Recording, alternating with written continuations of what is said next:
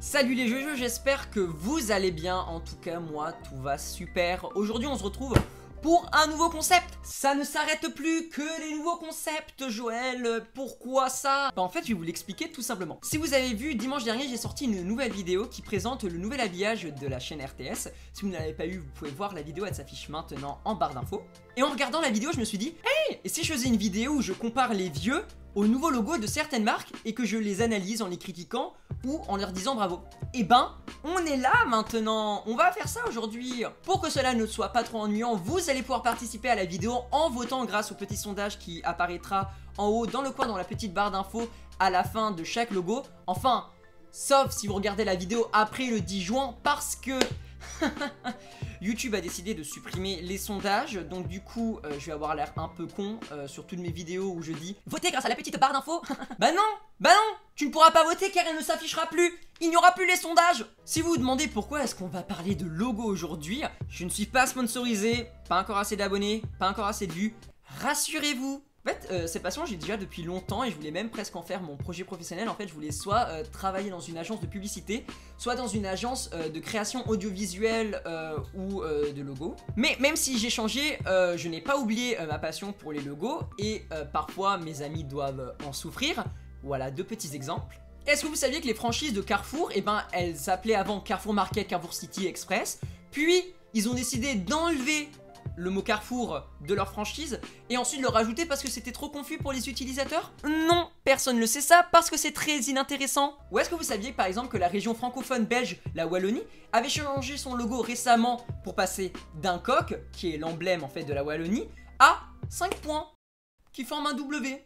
Personne ne le sait, mais moi je le sais, et c'est pour ça que je le dis seulement à mes meilleurs amis, parce que je sais que si je le dis directement à un parfait inconnu dans la rue, c'est ciao! Aujourd'hui dans cette vidéo, on va voir 10 logos de marques qu'ils ont changé récemment ou il y a maximum 3 ans, et je vais vous dire si je préfère le nouveau ou le vieux logo.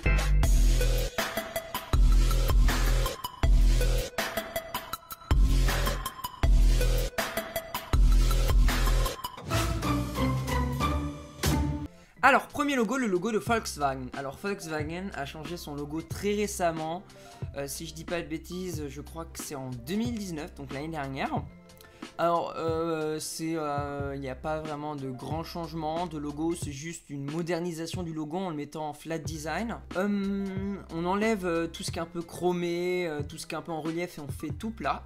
Par contre, il y a un truc qui me titille dans le nouveau logo, c'est en bas, le W. Il touche pas le cercle, alors qu'en haut le V il touche, alors que dans l'ancien logo il touchait. Personnellement, entre le vieux et le nouveau, sur les voitures, le vieux, franchement c'est lui qui va péter. Par contre dans ce qui est prospectus, publicitaire, agence, site internet, personnellement je préfère le nouveau. D'ailleurs vous allez voir maintenant, j'ai trouvé cette image sur internet et là franchement le nouveau il passe tellement mieux. On peut faire vraiment, là si on le met sur un fond coloré, si on le met blanc sur un fond coloré bleu clair, là ça pète. C'est beaucoup mieux que l'ancien où il y a plusieurs couleurs. De toute façon comme on l'a dit maintenant la mode ces années c'est le flat design ou le semi-flat et 2 couleurs. Donc quand un logo, mieux vaut qu'un logo n'ait que 2 couleurs que quand qu'il n'en ait plus, parce qu'au bout d'un moment s'il y a trop de couleurs et trop de détails, bah, ça devient un peu trop illisible et compliqué à lire. Donc pour moi personnellement c'est le nouveau logo qui l'emporte. N'oubliez pas que vous pouvez voter vous, le logo que vous préférez avec la petite fiche qui s'affiche maintenant et qui va s'afficher sur tous les logos. Donc voilà, vous pouvez y aller et vous pouvez aller voter. Et on continue avec les logos de Microsoft Edge. Microsoft Edge qui est le moteur de recherche qui a succédé à Internet Explorer, mort en 2015. Et là franchement, bah, il n'y a pas photo, le nouveau directement. Parce que le vieux c'est tout simplement un mixte entre... C'est vraiment le vieux logo d'Internet Explorer, mais avec une seule couleur, plat et un peu modernisé. Personnellement, je trouve que le nouveau logo de Microsoft Edge est beaucoup mieux, avec la sorte de vague qui peut faire penser au signe de moteur de recherche. Vous savez, quand une page se charge, bah ça tourne comme ça en rond. Ça me fait penser à ça, les couleurs avec un dégradé du bleu foncé au vert. Le logo il me fait un peu penser au tout nouveau logo aussi de Firefox. qui lui aussi a changé son logo et qui ressemble à peu près aussi, qui est une sorte de spirale.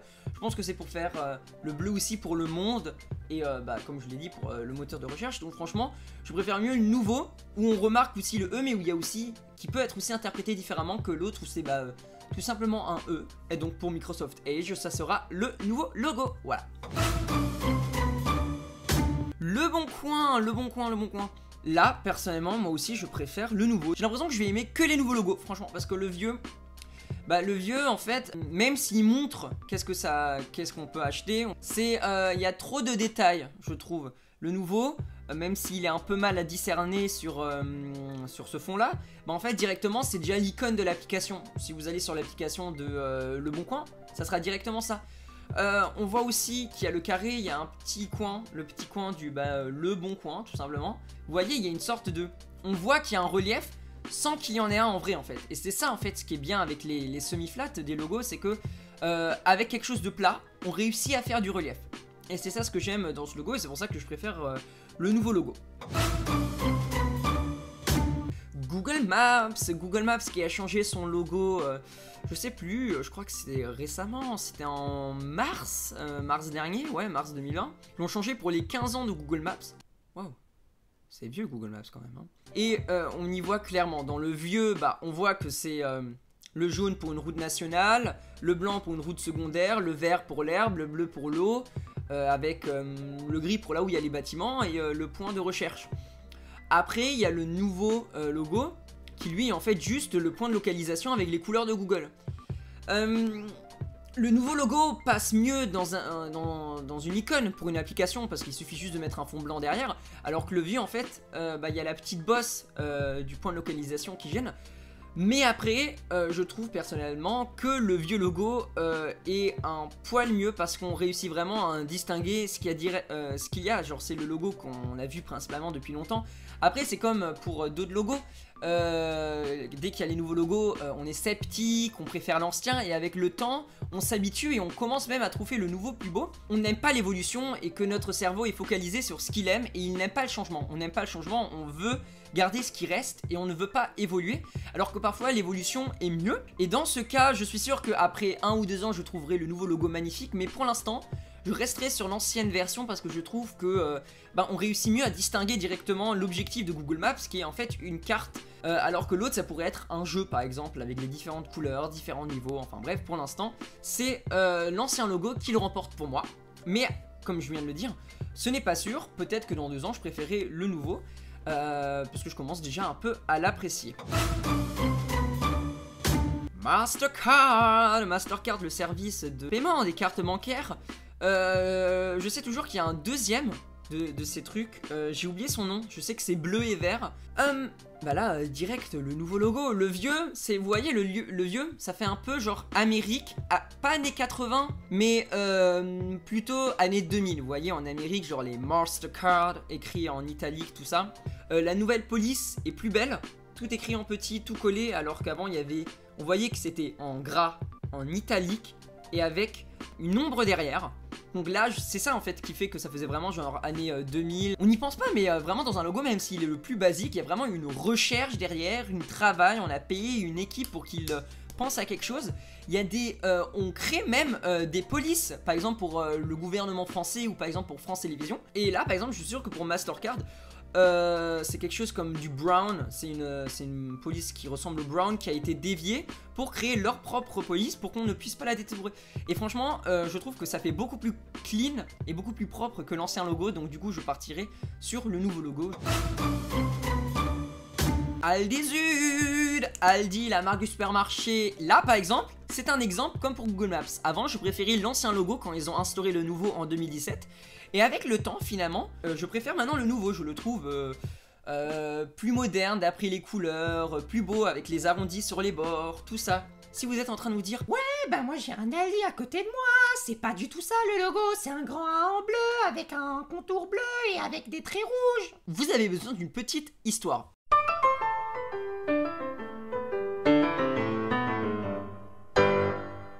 L'histoire d'Aldi commence après la Seconde Guerre mondiale et en fait à cette époque c'était qu'une épicerie dans une ville et elle s'appelait Albrecht. Et tout simplement en fait quand elle est morte elle a légué son magasin à ses 2 fils, Karl et Théo. Et en fait, ils ont décidé de faire de cette petite épicerie familiale une sorte de magasin discount. Et donc en fait, tout simplement, Aldi est l'abréviation de Albrecht Discount. Voilà, vous prenez les deux premières lettres de Albrecht, Al, et les deux premières lettres de Discount. Voilà, Al et Di, ça fait Aldi. Ils ont commencé à se développer, tout ça, c'était vraiment des grandes marques de supermarché, sans produits réfrigérés, sans étiquette, vraiment le strict minimum, les produits posés à ras du sol, sur les palettes, il fallait faire des économies. Et ensuite, quand ils ont pensé à leur plan, en fait, ils se sont embrouillés, tout simplement pour une histoire très nulle. Est-ce qu'on allait vendre des cigarettes à la caisse? Karl a dit oui, Théo a dit non, et donc, vu qu'ils se sont pas mis d'accord, ils ont tout simplement divisé l'Allemagne en deux, et Théo est allé mettre ses supermarchés en Allemagne du Sud, d'où le nom Aldi Sud, et Karl a tout simplement mis ses supermarchés dans le Nord et les a appelés Aldi Mark. C'est pour ça que vous avez différents logos, vous avez celui de Aldi Süd et Aldi Mark. Ce sont vraiment deux sociétés différentes, même si leur stratégie marketing et leur publicité sur les prospectus en Allemagne a marqué chez Aldi Süd et Aldi Mark.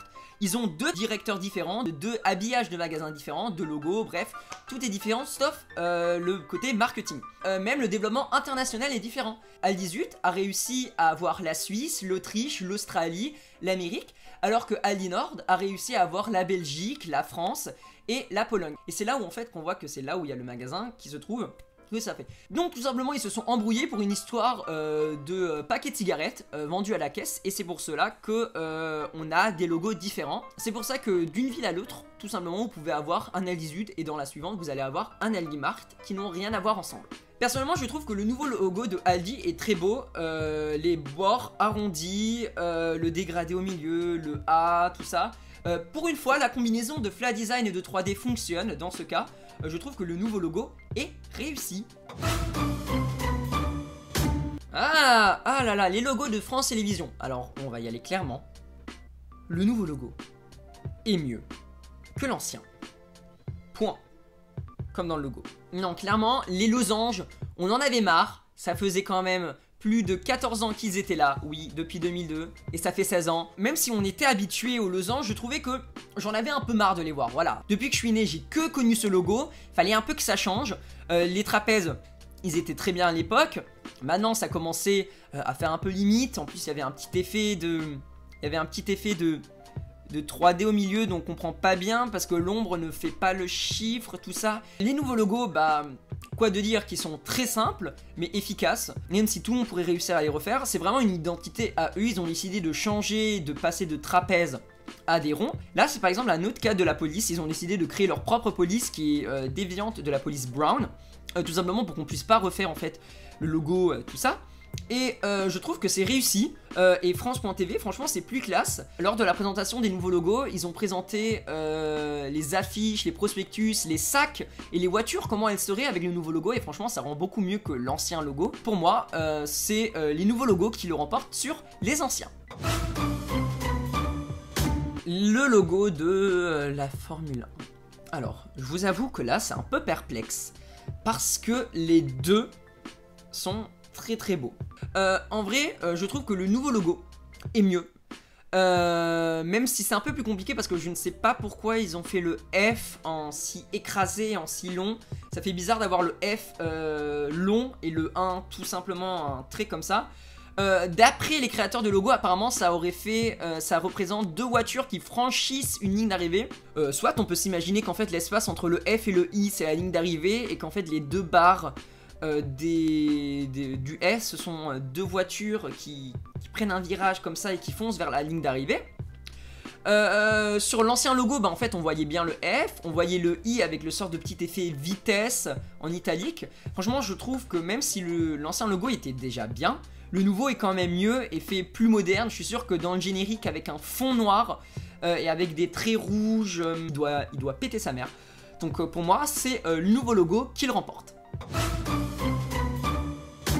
Ah là là, Subway. Alors pour Subway, c'est le nouveau logo qui l'emporte. Oui, je sais, c'est toujours le nouveau logo, mais qu'est-ce que tu veux que je te dise?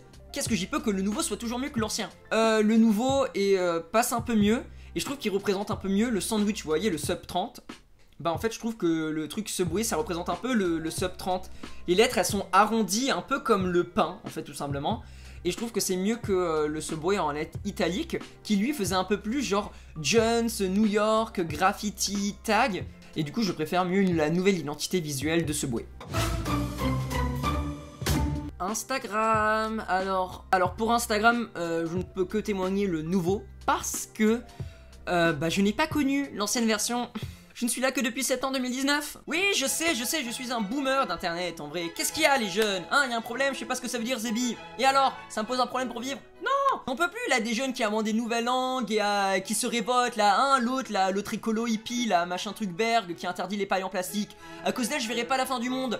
Hein? C'est compliqué la vie quand on est un boomer, hein. Ok, boomer. Bon, je vous avoue, même si l'ancien logo fait penser tout simplement au Polaroid, avec le grand objectif, le truc multicolore sur le côté, tout ça, y a pas photo. Le nouveau est plus clean, il y a un dégradé du bleu, jaune, rouge, rose, vraiment magnifique. Et en plus, on a la forme encore d'une sorte de Polaroid. En flat design encore une fois et en fait on a les contours, vous voyez, pas besoin de gros détails, d'avoir le reflet du focus, d'avoir l'effet cuir, vous voyez la forme ronde du logo Insta, tout ça, le dégradé, voilà, c'est simple, direct, ça va au but. Écoutez, un logo, faut que ça soit simple, faut que ça soit efficace, faut pas qu'il y ait trop de détails. Maintenant en 2020 on aime bien les logos qui sont simples, qui sont très design, qui sont dans le flat design, qui n'ont pas beaucoup de détails. Bon, après non plus faut pas abuser comme le logo de la Wallonie que je vous ai montré en début de vidéo. Mais là par exemple je trouve que c'est vraiment très réussi.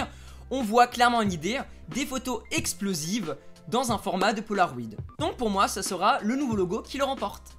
Bon voilà les gens, c'est la fin de cette vidéo, j'espère qu'elle n'a pas été trop long. Et j'espère que je ne vous ai pas trop saoulé avec ces petits placements de produits gratuits. En tout cas j'espère qu'elle vous a plu. Si elle vous a plu, n'hésitez pas à liker la vidéo. Si vous êtes nouveau sur la chaîne, n'hésitez pas à vous abonner et à activer la cloche des notifications. Ou même me suivre sur Instagram @jojop_du-bas. Si vous avez en tête une marque qui a changé son logo récemment et que vous aimeriez bien que je l'analyse, n'oubliez pas de le marquer en commentaire, j'irai faire un tour pour regarder vos commentaires. Et sinon quant à nous on se retrouve dimanche prochain pour une nouvelle vidéo. C'était Joël et je n'ai plus qu'à vous dire Pespalt.